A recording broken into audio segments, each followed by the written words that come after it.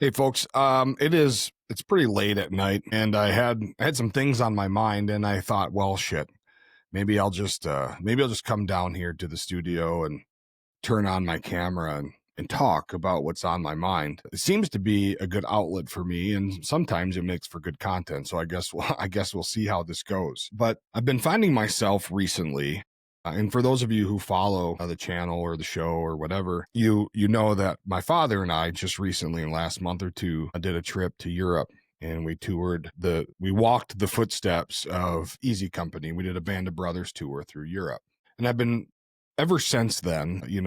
I think as time goes by, after you go on a trip like that, on a tour like that, and it takes a while for all of the things to kick in, right? And you process this part and that part, and then just in random parts of the day, just thoughts pop in there, right? And you start thinking about things that you saw, conversations you had, information that you digested from this 12 days that we had to learn about all of these places and all of these things that happened and learn about all of the people involved. And so I've been finding myself thinking about legacy, right? And what it is that veterans in particular in our communities treasure about their legacy and what do they think is important.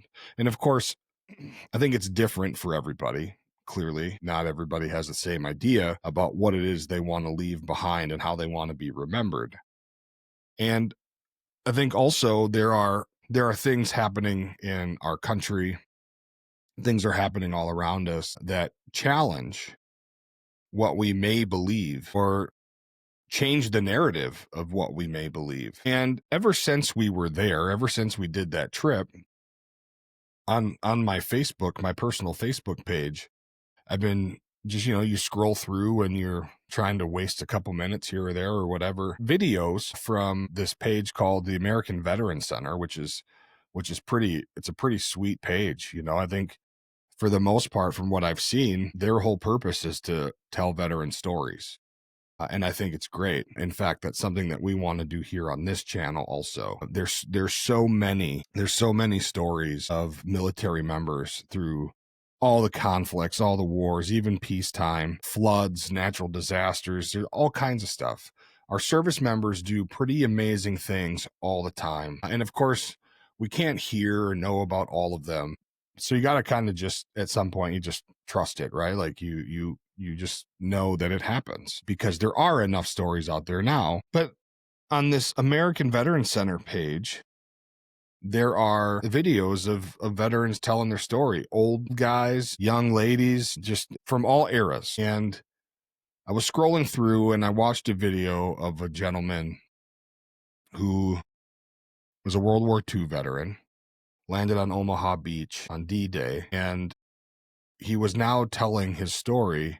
I think he's like 100 years old, or he's about to be 102 or something like that. And he was telling the stories of his war experience, his combat experience, and didn't miss a beat. He didn't forget any of it. He didn't seem confused.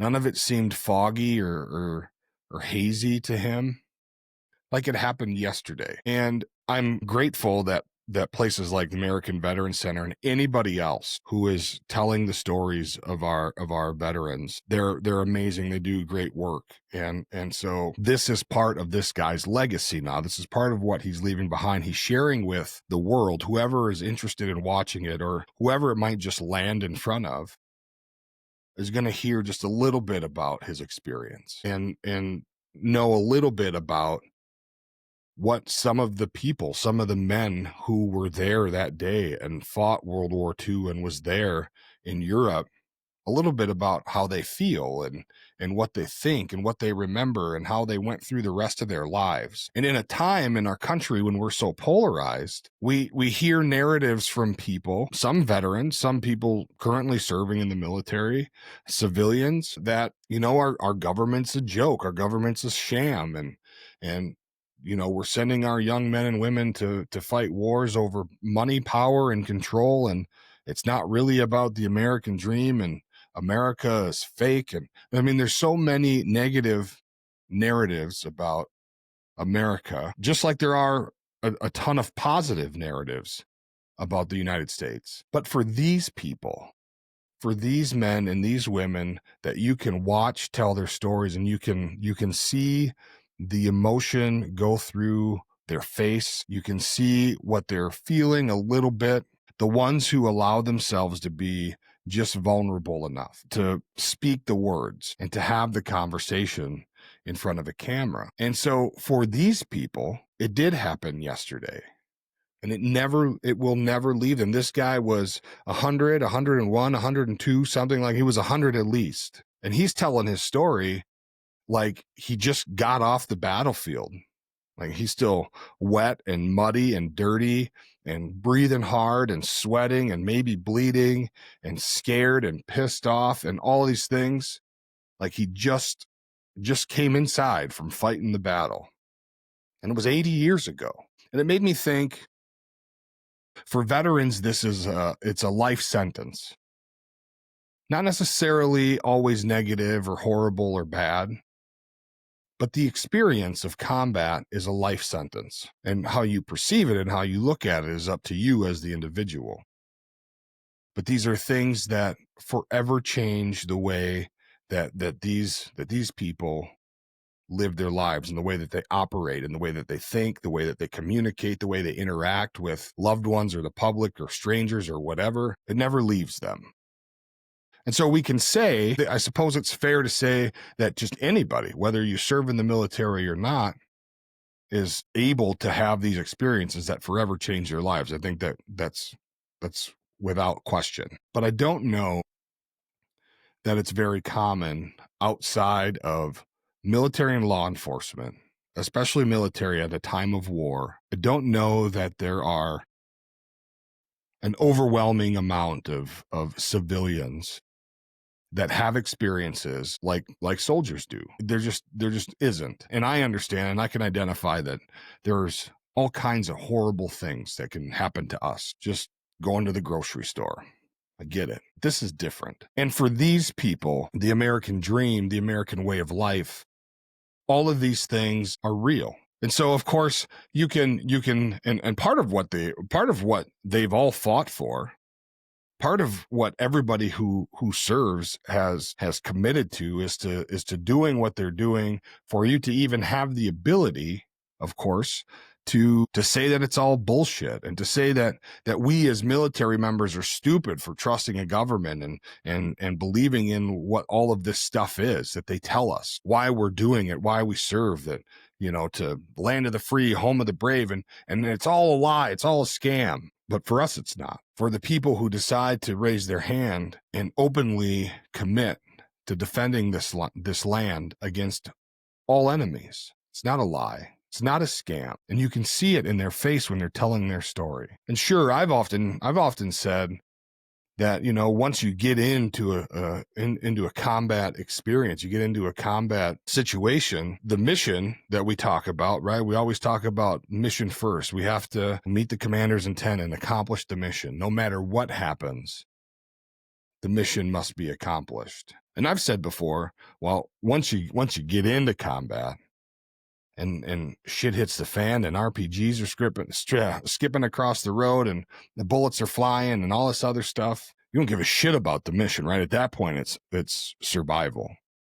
It's about surviving, and it's about ensuring that the man or woman on the left and right of you survives also. And you will fight to the death to defend and take care of your brothers and sisters. And I don't know that there's anybody who has served in the military that would say, oh, it's not, no, it's always mission first. No, I don't know about that. It's easy to talk about, it's easy to train for that. But when you're in it, your first concern are the people around you. The mission will be accomplished to the best of our ability, unless we all die. But in the moment, in the heat of battle, you're looking to your left and your right to make sure that your family is okay. And so for these folks, this is very real. And it made me realize that this is a life sentence. And I started thinking about what it might be like if I reach 80 years old, if I reach 90 years old, are the things that bother me, the things that affect me, are they still going to be as prevalent? And I think that there are people around us, as veterans, there are people around us who probably, hopefully, don't say it, but they think it. They think, man, how long is that going to bother you? Are you going to have to live with this forever? Is there a way to get past it? And for some people, maybe there is, but for many, there's not. And I think that it's clear, and we can see that when we're watching men who are 101 years old or 102 years old talking about their combat experience, and it's very vivid to them. You can see, you can tell, and they remember names, they remember places, they remember directions, they remember what it looked like on the map. They remember all of it. And so I don't like to use the word traumatic, traumatic experiences, and they just get burned into your memory. They get burned into your psyche, and you can't ever get rid of it. But, some of them are traumatic, but there's also many things that happen that aren't traumatic, but they're life altering. They're life altering in the sense that you think about it all the time. It doesn't leave you. And maybe it's not necessarily a bad thing. I think one of the things that we talk about as a community, as a country at times is, for example, monuments and statues and memorials and things like that. Whether it's good, bad, or indifferent, those things are important to our communities, and especially the young people coming up. We don't ever want to forget things, good, bad, or indifferent. If they're bad things, we don't ever want to forget them. We don't want to forget how they went down because we don't ever want to repeat it.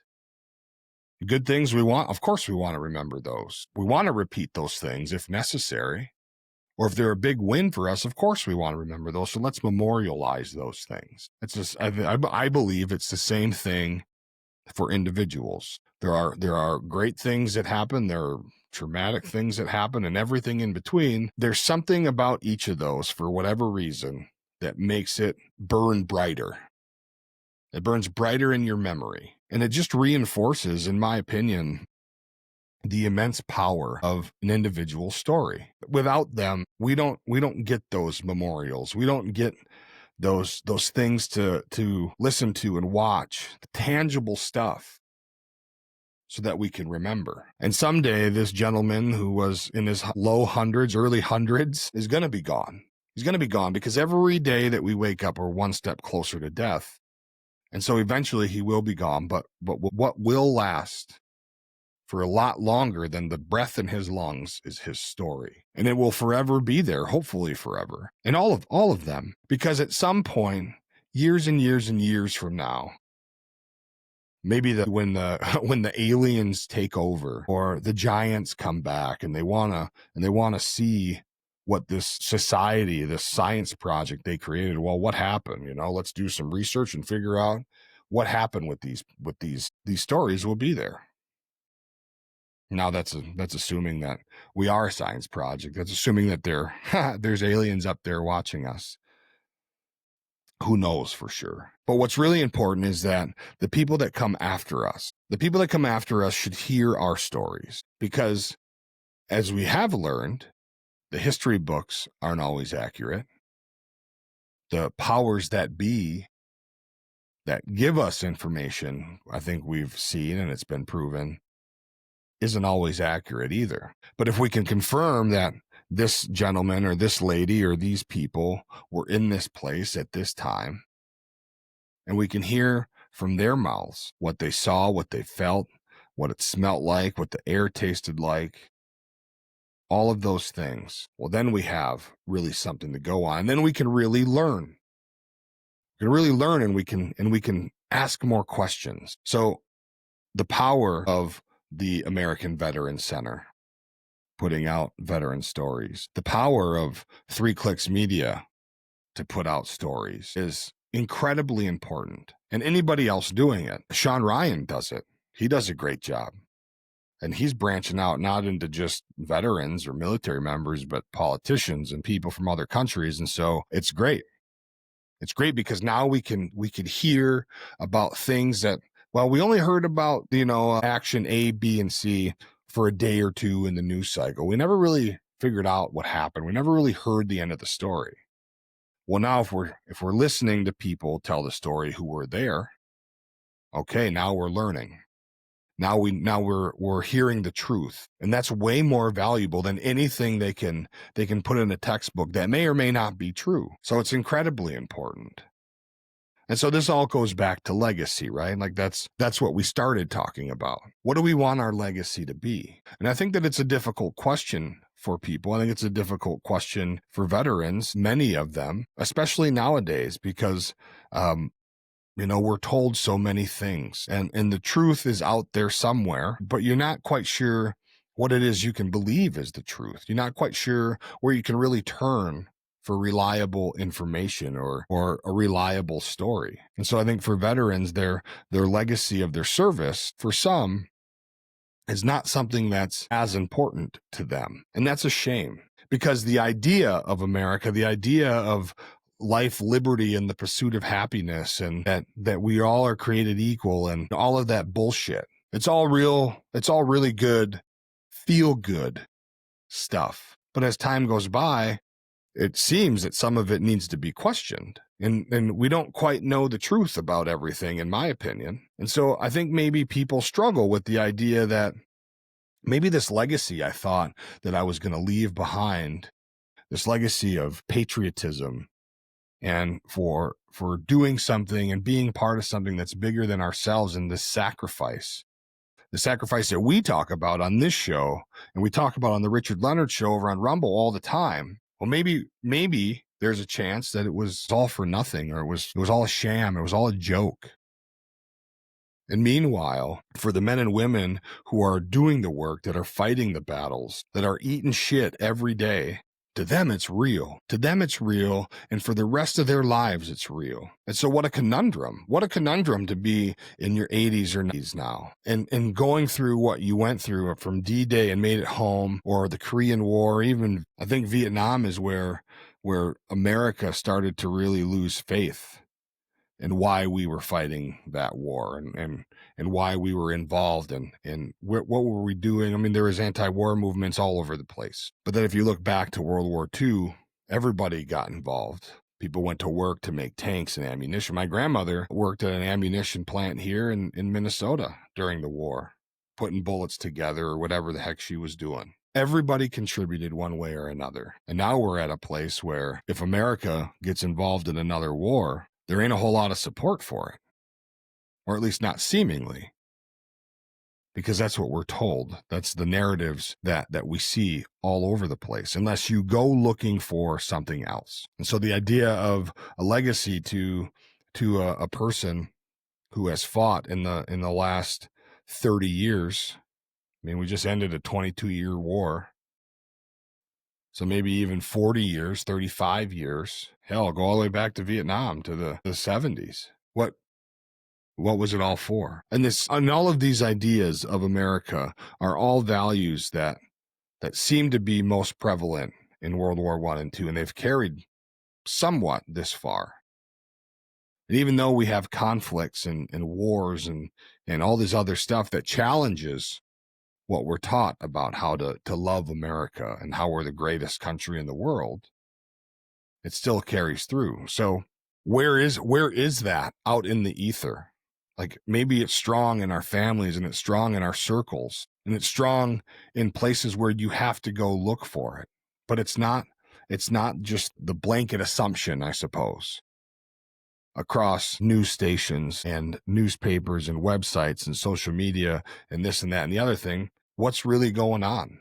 And I guess I don't know what the truth is, but I know that I got some thinking to do about the legacy that I want to leave behind. Of course, I have a lot of things on that list, but I don't think it's an easy list to complete. I think maybe you're always updating it. You're always changing it. I think one of the greatest parts, if my life were to end tomorrow, one of the greatest legacies I leave behind is our kids, my wife and I's kids. We have 4 boys, and between all 4 of them, if we were to vanish tomorrow, I think our legacy would be pretty strong, because they're all pretty amazing young men, and they would carry on our family values and what we believe. And they're starting to have kids, and I believe that they'll pass on our beliefs and our values to their kids, and so on and so forth. But there's a lot of other things that come to mind. And so I got some thinking to do. I got some updating on my list to do, some building. And I guess until I started thinking about all of this, I never really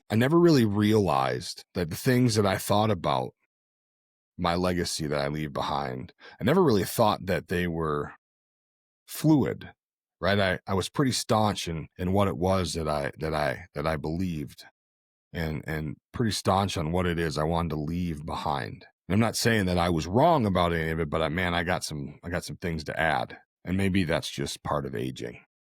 I'm sure my wife is going to tell me, well, you're growing up now. And so maybe you're right, babe. Maybe I'm growing up a little bit. Hopefully not too fast. So that's kind of just what my thoughts are. And I don't know, maybe it's not very impactful, but I'll tell you what, when I started scrolling through and I saw the American Veterans Center and I clicked on their page and I started listening to the next story and the next story and the next story, and they just keep going on. It really got me thinking about what it is I want to leave, because at some point I'll be the 80-year-old man, 85 or 65 or whatever, and thinking to myself, man, after all these years, I'm still carrying some of this stuff. And I hope that I can do it as gracefully as some of the people you see on here. I don't know, it really gets me thinking. Maybe it's silliness, but what about you? Are you a person that served in the military, and the legacy that you think that you want to leave behind, the legacy that you would like to leave behind, was it altered? Has it been altered recently? Was it altered by, one point or another in your military service? Has it changed since you got out? I don't know. To me, it's an important conversation, because I think that it drives a lot of things. I think that it drives different things that we do in our communities. It drives the way that we raise our children. It drives the way that we interact with our neighbors. It drives the way that we interact with people in our jobs and in public. And it seems like a lot of folks in our younger generation just really don't give a shit. And now, as time goes by, a real sign of getting older is that people that you think are young kids, that are misinformed young kids, these little Thundercats, well, shit, they're 30. They're 30 years old now. They're long into being adults, big boy jobs, and having to buy houses and raising kids and all this other stuff. And quite frankly, sometimes it seems like there ain't a whole lot of them out there that are really capable, but they're doing it anyway. And so is this inability to adult, is it going to be just another, is it just going to go to another generation? And so I don't know, maybe I need to broaden my horizons and get out more and see more of what's really going on. Because maybe it isn't as prevalent as it seems to me, but just seeing those patriots, those veterans tell their stories and how it makes them feel and the emotional response they have. And then thinking about the idea that they've probably told this particular story, like the dude that was in his hundreds, how many times do you think he's told the story that he told to them at 101 or 102 years old? And still he's got tears rolling. And at times you can see that he's visibly angry. There's times you can see he's visibly sad. He smiles a few times. After telling that story a million times, still affects him. And the things that he's talking about happened 80. It's powerful stuff. And so when you see those things and you just take a minute to think about the person, you don't know anything about him other than the story that you're seeing, but think about I wonder how many times he's told that story. Well, if he's 95 years old and it happened blah blah blah years and this and that and the other thing, he's had to have told it a couple thousand times. But look at the response. It's a life sentence. And then think about what was sacrificed. And still to this day, if that guy is still alive, he's still sacrificing for this country, for this idea of America, the dream that is the United States of America. He's still sacrificing because he's got to live with it every day. He talked about the beach on Normandy, and he was trying to ask his buddy next to him if he was okay. They were taking cover from a machine gun, and he went to tap him on the head, on the helmet, and it was hollow, and he flipped his buddy over, and his head was gone. That was D-Day.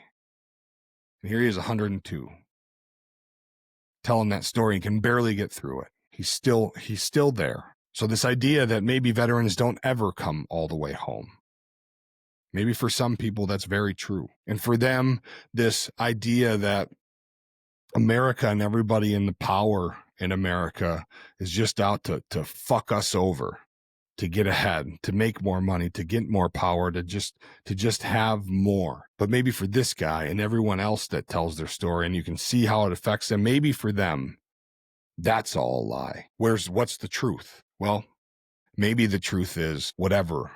The truth is whatever it is to you or for you. I don't know. I'm out here searching for answers just like they are. So anyway, I think that's all I got to say about that. I think that's all I got. I'm sure that I'll keep thinking about it, but maybe I've started to repeat myself. And so I don't know. Anyway, are you a person that questions these things like we asked before? Leave a comment. Let us know.